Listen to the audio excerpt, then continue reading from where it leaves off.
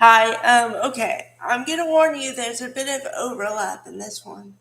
But I'll make it clear. Okay. Melanie Griffith was born in 1957. Her first movie was Working Girl with Sigourney Weaver and Harrison Ford, and a bunch of other people in supporting roles. Philip Bosco, Amy Aquino, um, Alec Baldwin actually was a supporting person in that one. But I'll get to Alec Baldwin in a second. Alright. So, she stars as Tess McCall in, in a film, and it's about, she's in a stock market, but not, she's a secretary for, for people higher than her, okay? Um, so, first, she gets fired because she calls her boss a sleazy pimp. And she puts it on the ticker. Alright. So then she gets placed by Olivia Dukakis, most famous for uh, Mr. Holland's Opus, in my opinion. Um, Olivia Dukakis is one of those that has done a lot of film roles. Alright. So, oh, and then also, Melanie Griffith's best friend is played by Joan Cusack, the sister of John Cusack. All right. Okay, so she's in this job and she gets fired and she has to switch and she gets moved to her boss's Catherine Parker, played by Sigourney Weaver. All right, but what you don't know is Sigourney Weaver is one of those that. Hold a second. All right. Um, Sigourney Weaver is one of those characters that she she kind of manipulates and uses people for her own good. All right. She frames herself as this is a team effort. We're all on a team. But what she does is she uses the information that Melanie Griffith gives her to further her own career and doesn't give Melanie Griffith the credit that she came up with the idea.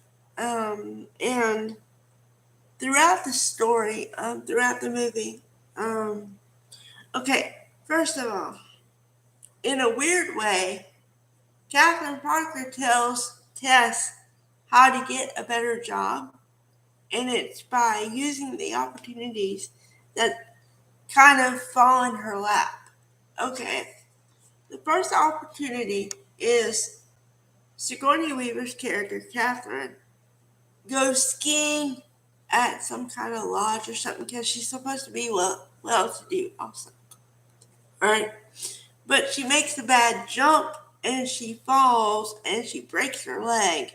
So she's out of the office for like a month or something like that.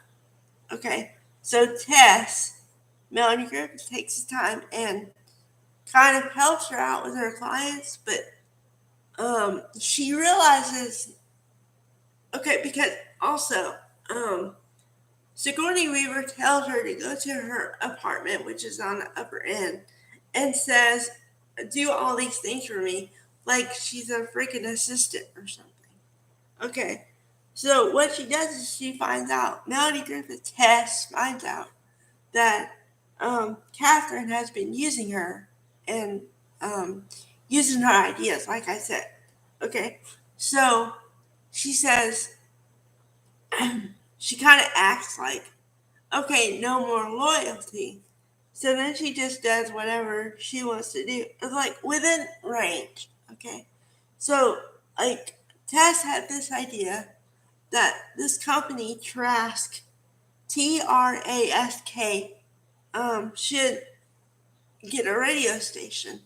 Although it's been in the company that they're looking for a TV station. But Tess says, no, you should go radio. So no one pays attention to her, no one listens to her. And then she gathers all this information from weird places like a magazine, a newspaper article, stuff that's not on the known yet. Okay? So she gets together with Harrison Ford, who plays Jack Trainer, who is who is ironically Catherine's boyfriend, kind of. You know what I mean? So, but anyway, she gets together with him and says they should get in with radio. So then she pitches them, and he joins and stuff, and so he helps her out. Meanwhile, they get romantically involved because, okay, I have to back up a little. She's involved in the movie. She's involved with Alec Baldwin's character, Mick Dugan. Okay? But Mick is a leech. He basically, putting it nicely, he sleeps with another girl when Tess is out. And Mick and Tess live together and everything. Okay? So they break up because, he cheated, whatever. So then she gets romantically involved, although she says, because we're working a deal together, we shouldn't get romantically involved. So Harrison Ford respects that and doesn't get romantically involved until after the deal is done and is favorable in their favor. Okay, done in their favor. So okay, but then the hairy part is that Jack wants to break up with Catherine, but he just hasn't broken up with her yet. So, then there's a scene in the movie where they basically avoid each other because Catherine wants Jack to come over, and she thinks they're still romantically involved. And honestly, Jack doesn't have the nerve to tell her that they're not. So, but it turns out that Tess always leaves this planner organizer behind. So then Catherine figures it out and interrupts the meeting and says she's a liar and all this stuff and she's a poser. And I guess she is because she kind of little white lie her way into things. But Catherine is worse than that because she took her idea and made it like it was her own. So in my opinion, it's a little bit better to kind of go with the flow kind of thing, and like lying is not good, okay? But to get where you need to go, if you're low on the totem pole, sometimes you gotta do what you gotta do a little bit.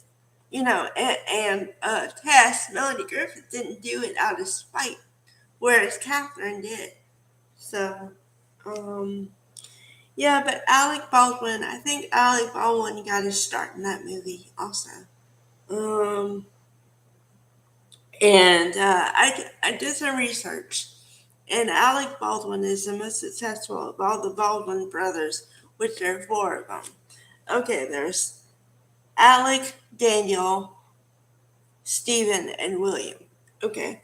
William Baldwin is known mostly because he's an actor also, but also because he's married to China Phillips from that lovely group from the 90s, Wilson Phillips. So there's a little bit on Melanie Griffith and a little bit of Baldwin. Enjoy.